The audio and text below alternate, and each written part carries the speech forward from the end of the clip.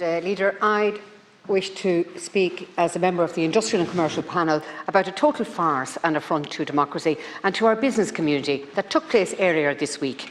I'm speaking about the National Economic Dialogue, or the NED. Members of the House, I don't need to remind anyone that our country is currently trapped in a state of total policy inertia. But this is not the inertia of a broken-down car stuck on the road. This is the inertia of a car rolling down a hill with the brakes off and no driver at the wheel. And if there is anybody that captures this, it is the NED. This forum, which is purported to be a consultation with our public, has virtually no representation of our private sector. Looking at the 2024 participation list, only 9 out of the 101 organisations represented the private sector.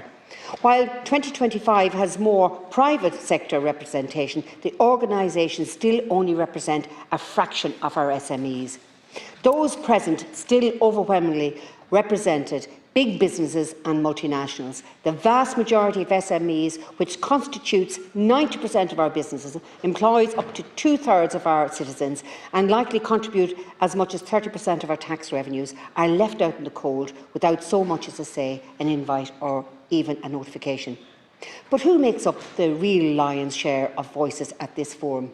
NGOs paid by the taxpayers' money, university academics subsidised by the taxpayers' money, and then government bodies and public sector bodies paid for, you guessed it, by the taxpayers' money. We must put a total stop to our government's practice of having the brass neck to claim that they are engaging with the so-called public, when in reality they are consulting with the cronies who they pay and whose advice is always inevitably to do more of the same or worse. Members of the House, it is time for us to smash this policy makers' cartel if Ireland is to progress. And I look forward to our private members' motion bill this evening.